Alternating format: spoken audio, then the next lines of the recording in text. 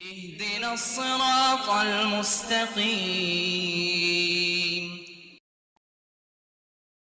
La ilaha illallah, la ilaha illallah, la ilaha illallah. Alhamdulillah. Assalamualaikum warahmatullahi wabarakatuh. Kepada tuan-tuan dan puan-puan yang saya muliakan, pertama sekali bersyukur kita kehadrat Allah Subhanahu Wa Taala dengan limpah kurnia, izin limpah dan kurnianya dapat kita bersama-sama dalam bicara tauhid 30 minit pada pagi ini. Tuan-tuan dan puan-puan yang saya muliakan, tajuk yang saya fokuskan ialah kalimah tauhid. Kalimah tauhid ni, kalimah la ilaha illallah ni ialah kalimah kita panggil yang sangat penting. Kalimah orang kata apa, antara hidup mati kita lah. Sebab siapa yang mengakhiri kalam dengan la ilaha illallah, dia akan masuk syurga. Jadi mari kita menganalisis kalimah la ilaha illallah ini. Kalimah la ilaha illallah ni saya pun pernah bercakap sebelum ni, tuan-tuan pun mungkin faham. Iaitu maksud dia la ilaha illallah, tiada Tuhan melainkan Allah. Jadi kalimah itu kalau kita kata tiada Tuhan melainkan Allah, macam-macam persepsi dalam fikiran kita. Tuhan yang mana tak ada, Tuhan yang macam mana tu yang kata tak ada tu, yang ada Allah tu. Jadi macam-macam kita fikir. Jadi pada pagi ni kita nak menganalisis kalimah itu. Sebab kalimah itu sebenarnya ada dua bahagian. Satu kalimah nafi dan kalimah isbat. Kalimah nafi ni tiada Tuhan, la ilaha illallah melainkan Allah, tiada Tuhan melainkan Allah. Jadi kita nak menafikan Tuhan yang bukan Allah, kita nak nafikan. Hanya Allah saja Tuhan kita. Dalam perkara ini, ramai dalam kalangan kita yang beranggapan iaitu Tuhan itu macam Tuhan bagi orang beragama lain. Berhala, busut, batu kayu yang mereka ada dekat kuil. Kan? Bukan itu Tuhan. Yang sebenar Allah. Dari satu segi betul lah tu. Kan? Menafikan orang baru masuk Islam. Sebelum ni dia menyembah berhala. Jadi hari ni bila dia masuk Islam, dia menafikan berhala tu Tuhan. Dia kata Allah pula lah. Dia kena ambil Allah. Bagi kita yang dah lama Islam, kita tak pernah tembah berhala. Kita tak jadikan berhala tu tembahan kita. Tapi manusia pada hari ini bertuhankan banyak benda. Banyak benda dia bertuhankan. Mungkin diri dia sendiri, nafsu dia sendiri. Tu orang kata bertuhankan hawa nafsu. Bila bertuhankan hawa nafsu, apa yang dijadikan orang kata Tuhan atau tempat kita bergantung.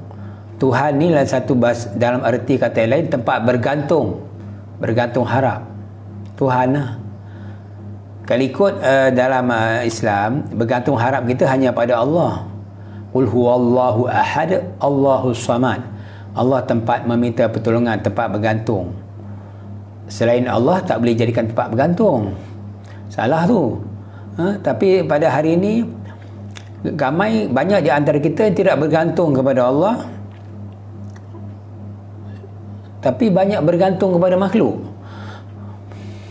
Katakan dia seorang yang bijaksana, seorang yang cerdik. Dia kata dengan bakat yang aku ada, dengan kelebihan yang aku ada, aku boleh menjana satu kehidupan yang cemerlang, yang berjaya lah.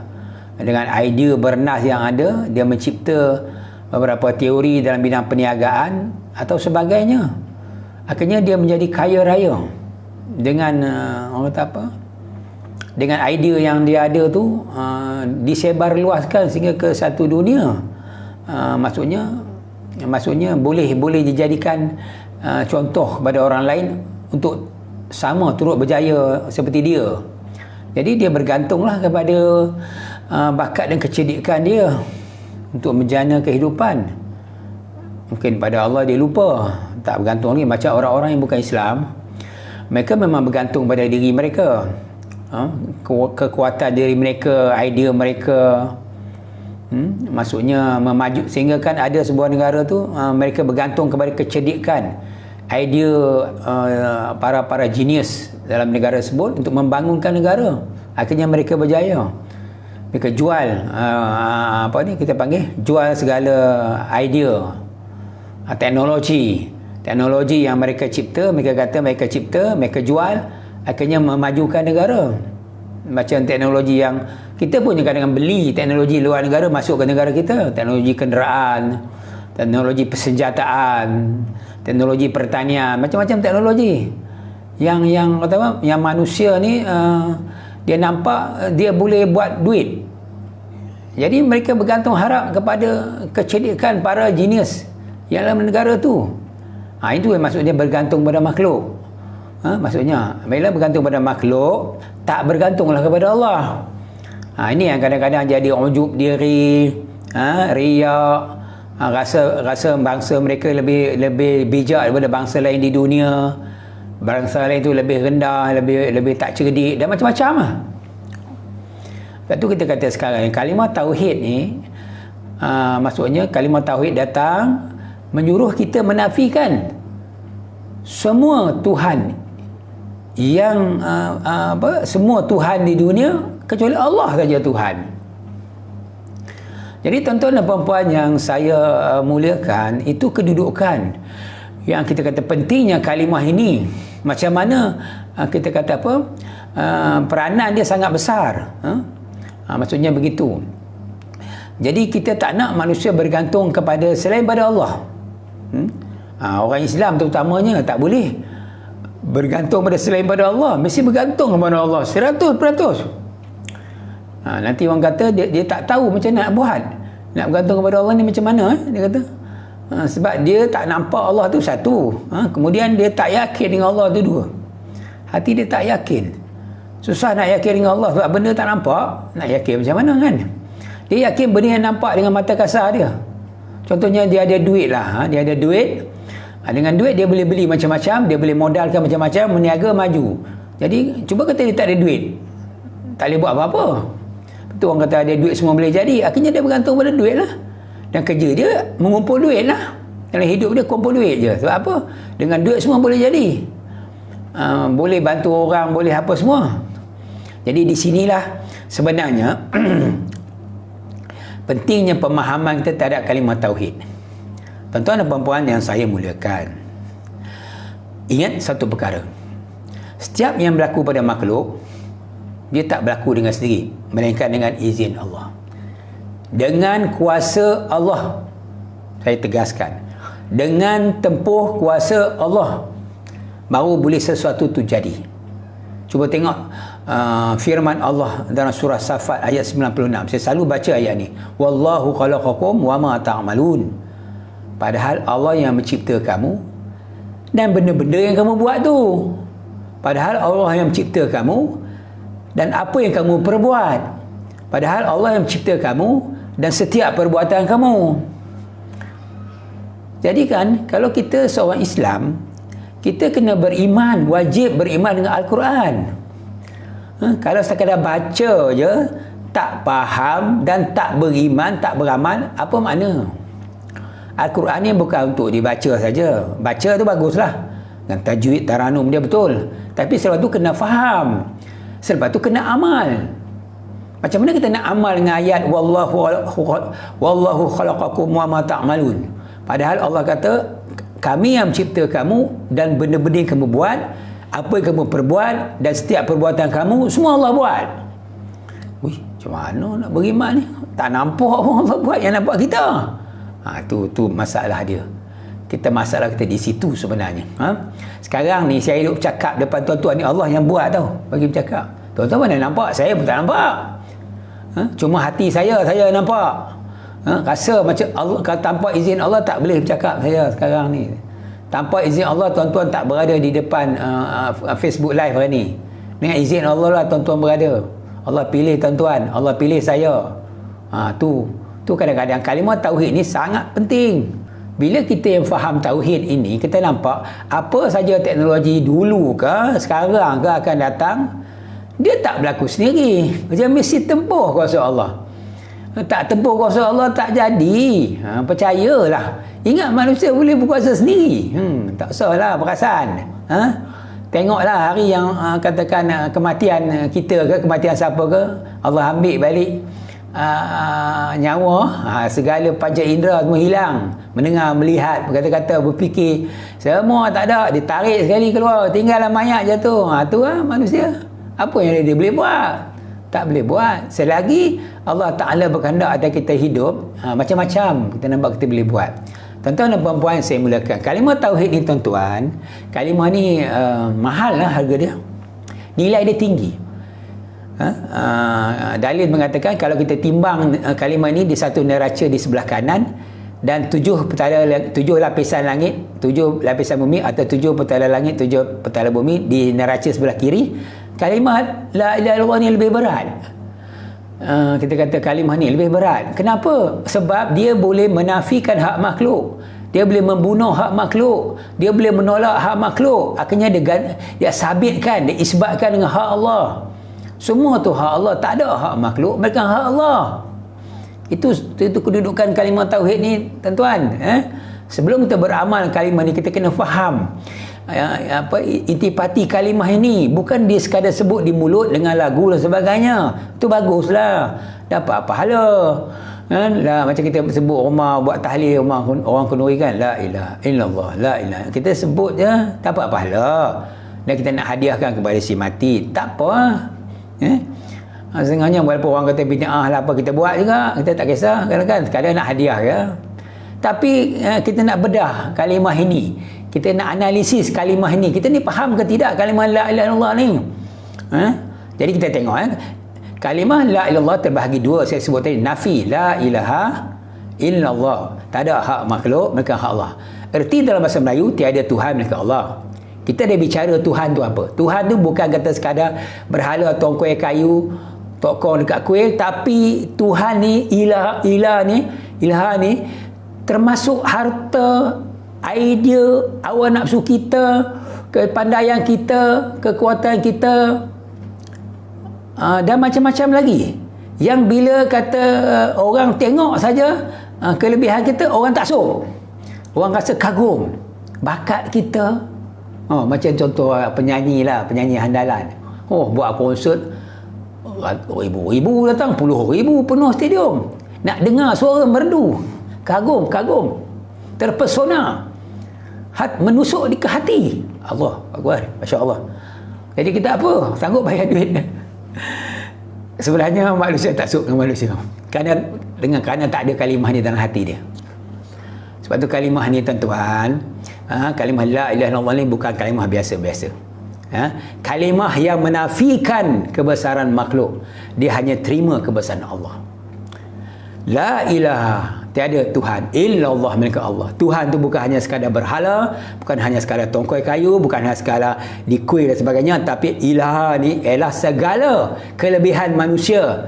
Maksudnya dia punya harta, dia punya kecerdikan, dia punya bakat, dia punya kekuatan, itu semua termasuk ilah. Ilaha yang kita kena nafikan hak dia, kita sabit hak Allah. Contoh saya bercakap tuan-tuan depan tuan-tuan pada pagi ni, tuan-tuan nafikanlah tak ada hak Cikgu Hashim nak bercakap begini, melainkan semua tu atas hak Allah, izin Allah.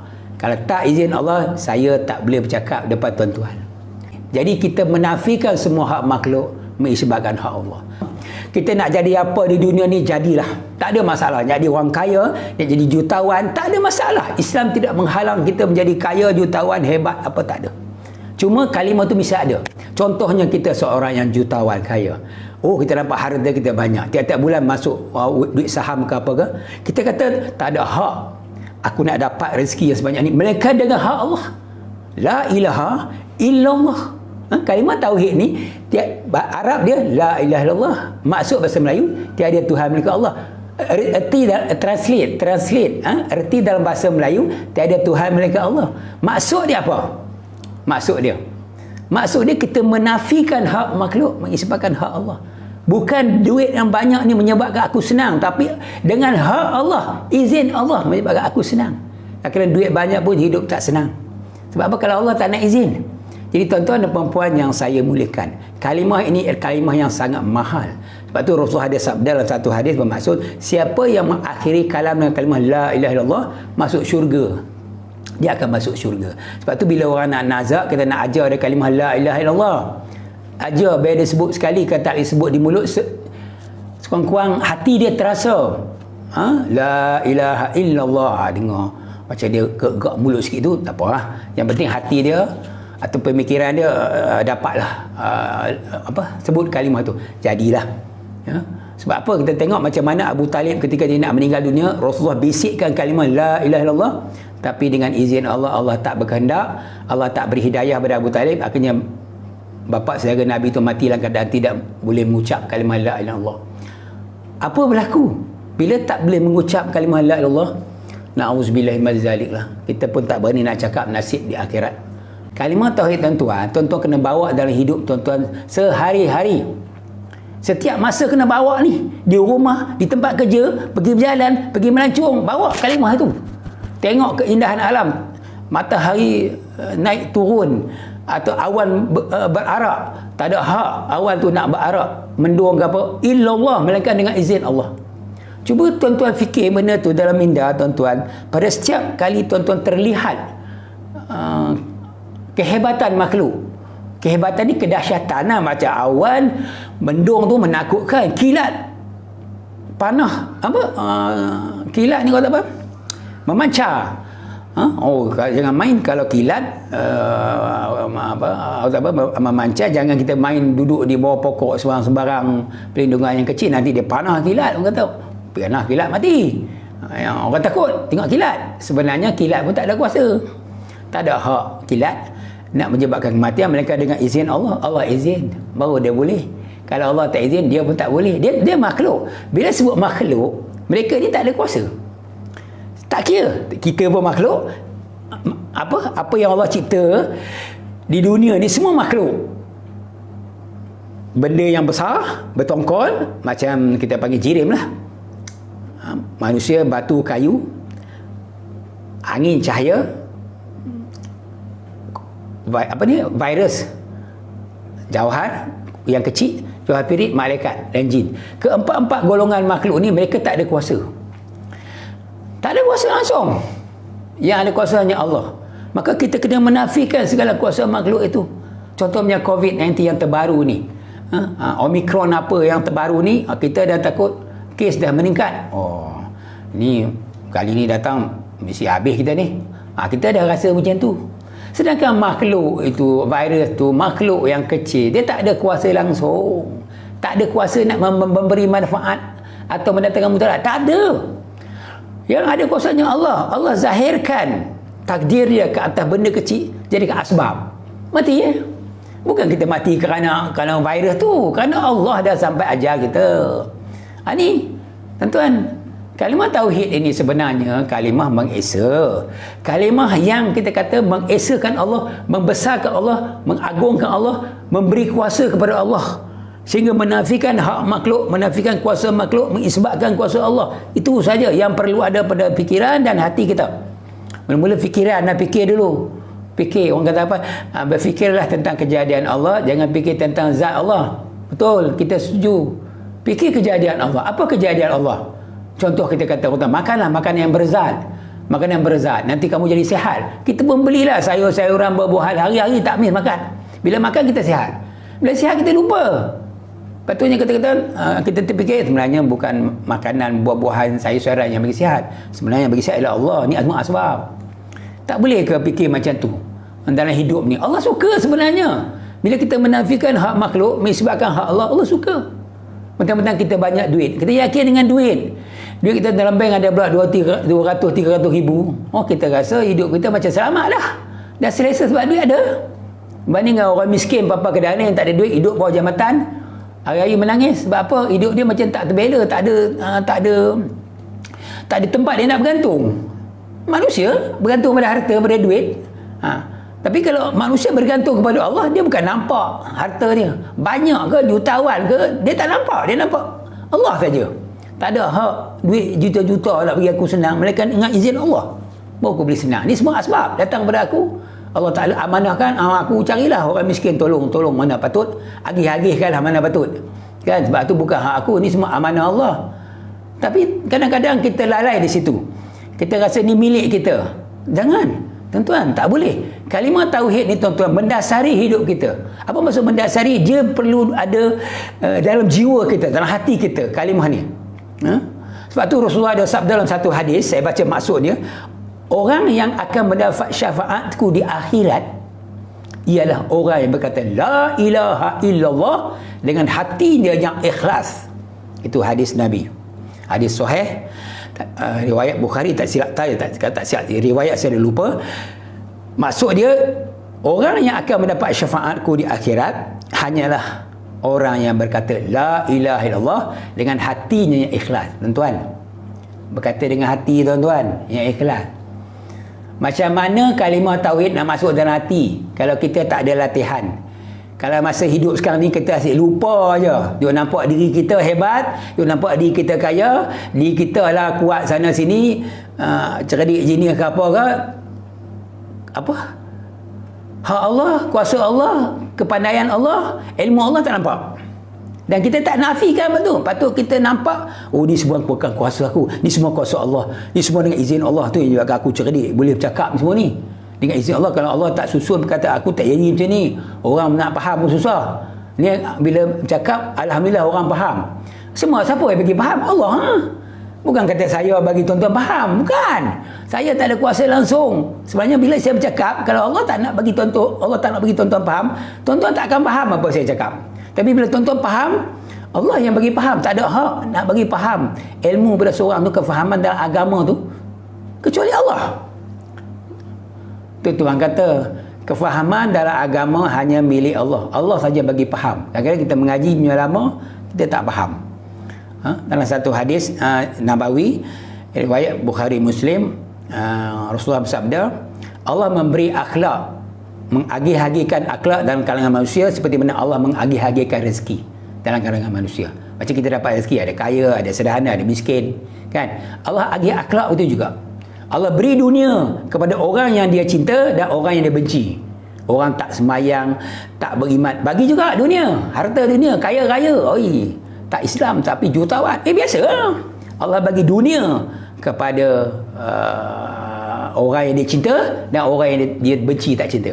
Tapi Allah beri agama, beri kefahaman agama kepada orang yang dia cinta saja. Orang yang cinta saja dapat, yang tak cinta tak dapat.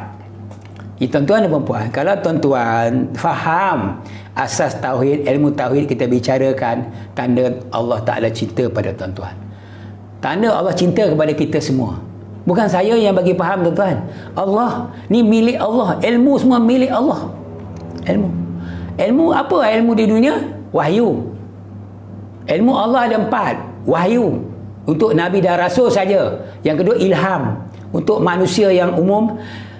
Pengetahuan, cerdik. Allah beri kecerdikan, jenius, pengetahuan, doktor, engineer, peguam. Yang kita tengok, kita kata, wah, boleh ingat tu undang-undang peguam tu, boleh hafal. Allah bagi ya.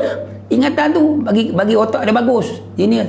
Yang keempat kemahiran, yang jenis belajar otak lepas ni, SPM tak lulus, ni dapat kemahiran. Masak asam, sedap. Yang lain dia tak pandai, tapi dia buat gerai, buka gerai, masak asam, Melaka, terkenal. Suatu pelancong datang umum kedai dia, jadi kaya. dia Allah bagi kemahiran milik Allah. Tak ada hak makhluk walau satu. Semua ni hak milik Allah yang Allah zahirkan kat makhluk. Tak ada hak makhluk, mereka semua hak Allah. Ilmu wahyu, wahyu hanya untuk Nabi Rasul, kita tak boleh sentuh. Siapa cakap dia dapat wahyu tahun 2022, pembohong. Jangan percayalah, semua tu putar belit, sesat. Wahyu untuk Nabi dan Rasul dah tamat. Ini ilham. Boleh tak Allah bagi kita ilham bila kita bertauhid kepada Allah? Boleh, tak ada masalah. Allah bagi, tapi ilham tu mesti dirujuk pada Al-Quran dan hadis. Kalau ilham tu berlawanan Al-Quran dan hadis, jangan ikut. Dan merepek-repek datang, aku dapat ilham, mimpi apa semua, tapi tengok Al-Quran macam menyalahi. Tu jangan ikut, membohong daripada iblis setan. Maksudnya asbab lah, sebab. Yang ketiga pengetahuan. Banyak orang cerdik sekarang, anak budak-budak kecil, cucu-cucu kita kecil-kecil dah pandai pandai bercakap, pandai petah. Tengok dalam YouTube semua, masing-masing menunjukkan kepandaian anak masing-masing. Kepetahan dia rakam, dia tunjuk, orang semua puji, orang punya kata like bagus. Siapa bagi? Allah. Yang keempat kemahiran. Kemahiran ni masing-masing nak tunjuk kemahiran dia. Tak apalah, Tapi bila kalimah tauhid ada dalam hati, dia selamat. Apa tujuan kita nak menunjuk kepada orang? Kerana Allah saja. Bukan kerana nak riak, nak ujub, nak sum'ah. Kita ada kemahiran nak tunjuk supaya nak kongsi. Perkara yang kita boleh kongsi dapat pahala, iaitu kongsi rezeki. Okey, dapat pahala, kongsi rezeki. Dapat duit sikit, okey, mai belanja makan buat kenduri ke apa ke. Yang kedua, kongsi ilmu. Dapat ilmu sikit, kita kongsi. Sebar-sebar. Boleh. Yang keempat, kongsi kemahiran. Dia pandai masak, ajar kawan-kawan supaya dia pandai masak. Yang keempat, kongsi peluang. Dapat peluang menjaga apa, mai lah kita share. Aku bagi dia dapat peluang menjaga. Boleh. Jadi benda-benda macam tu bagus. Itu kita kongsi, kan? Jadi tuan-tuan dan puan, kesimpulan kalimah tauhid ini masa pun dah cukup. Kita nak menafikan hak makhluk mengisbatkan hak Allah. Apa maksud dia? Saya simpulkan. Tuan-tuan tengok apa yang ada pada diri tuan-tuan dulu. Beza dengan orang lain. Oh, aku ada ni, orang tak ada ni. Maka tuan-tuan nafikan tak ada hak. Aku nak jadi pandai bercakap ni, melainkan dengan izin Allah. La ilaha, tak ada hak makhluk, illallah, melainkan hak Allah. Apa hak Allah? Hak Allah iaitu Allah petahkan saya bercakap. Itu semua milik Allah. Bukan milik saya. Allah boleh ambil bila-bila masa, jadikan saya bisu. Tak ada masalah. Allah boleh buat kalau Allah nak. Sebab bukan milik saya. Jadi menafikan, kesimpulannya tuan-tuan nafikanlah apa yang kelebihan daripada tuan-tuan disebabkan hak Allah. Dan dalam hidup tuan-tuan hari-hari, apa yang tuan-tuan guna, ubat, air mineral, air mineral ni air mahal kena beli. Sebab apa? Ada mineral, minum jadi sihat. Nampak tu? Jangan lalai. Bukan air tu yang bagi sihat, Allah bagi sihat sebab air mineral. Memanglah baca nama pun air mineral, macam-macam mineral ada dalam tu, kan? Maksudnya, jadi minumlah, bukan salah, bagus. Tapi kita nafikan dengan kalimah tauhid, la ilaha illallah. Tak ada hak air mineral ni nak biar aku sihat melainkan dengan hak Allah. Orang macam pelik je kalimah tauhid ni, selalu kata tiada Tuhan melainkan Allah, tiada Tuhan melainkan Allah. Betul. Kalimah la ilallah bahasa Arab, tiada Tuhan melainkan Allah bahasa Melayu. Maksudnya apa? Itu maksud dia berbeza dengan erti, kan? Jadi macam tu kalimah tauhid, la ilaha illallah, tiada Tuhan melainkan Allah. Kan? Maksudnya apa? Maksud dia tiada hak makhluk melainkan semua ni hak Allah. Tak ada hak pada makhluk nak berkuasa, nak pandai bercakap, nak petah, nak jadi genius. Tak ada hak, tak ada. Bukan hak makhluk tu semua. Semua hak Allah yang Allah pinjamkan, Allah zahirkan. Jadilah kita macam pandai. Sebenarnya bukan hak kita. Tuan-tuan, kalimah tauhid ni kalau tuan-tuan dah masuk dalam hati tuan-tuan, insya-Allah selamat. Kalau tuan-tuan asyik terfikir je, tak ada hak makhluk dengan Allah, bagus. Sebelum dia masuk dalam hati. Sebab kalimah ni mesti masukkan dalam hati. Sebab Rasulullah bersabda tadi dalam satu hadis, yang akan mendapat syafaatku di akhirat, yang hanya akan dapat syafaat aku, yang dia tak dapat, ialah orang yang berkata la ilaha illallah dengan hatinya yang ikhlas. Apa maksud hati ikhlas? Hatinya yang ikhlas tu maksudnya tak ada kebesaran makhluk dia. Memang kebesaran Allah, tak ada hak makhluk, hak Allah. Jadi saya rasa cukup sekadar itu. Tentang kalimah tauhid ni sebenarnya saya ulang balik. Cuma saya bagi secara umum hari ini tentang nafi isbat secara umum. Tuan-tuan harap tuan-tuan faham apa yang tuan-tuan nak nafikan dan apa yang tuan-tuan nak isbatkan dengan kalimah la ilaha illallah ni. Sebab tu kalimah ini kalimah mengesa. Kalimah tauhid ni kita nak menolak segala hak makhluk disebabkan hak Allah. Sebab apa? Hakikat dia yang ada hanya dua. Kalau bukan Allah, dia makhluk. Kalau makhluk, bukan Allah. Sekarang ni yang duk nampak makhluk, yang tuan-tuan tak nampak Allah. Allah Ta'ala hampir dengan kita, dia berurat lagi. Kita tak terfikir hampir tu macam mana. Ni bukan kerja kita. Allah tak bagi akal kita dapat faham Allah tu. Duduk atas kan? Tak ada juga. Maksudnya dia bukan duduk macam manusia menempat. Dia tak boleh menempat. Sebab dia yang Maha Esa yang tak bertepi. Kan? Jadi kita tak tahu. Kita tak tahu. Jangan duk fikir Allah tu macam mana. Tuhan berkata berfikir tentang kejadian aku. Jangan berfikir tentang zat aku atau diri aku. Jangan. Kita ikutlah. Ni duk fikir kejadian dia lah ni. Kejadiannya yang duk ada berlaku pada kita ni. Sihat, sakit, muda, tua, pandai, bodoh, cantik, hodoh. Semua. Sedap, tak sedap. Panas, sejuk. Semua. Kuat, lemah, semua. Jadi bila kita kata kejadian dia yang begitu, bila berlaku kita menafikan ni semua bukan hak makhluk, ni semua hak Allah. Allah izinkan. Kalau datang Allah jadikan satu ujian pada kita, datang tu yang untung buruk lah. Kita juga menafikan bukan hak. Memang aku buat salah, aku buat dosa, tapi sebenarnya aku tak ada upaya nak menolak keburukan, melainkan dengan izin Allah.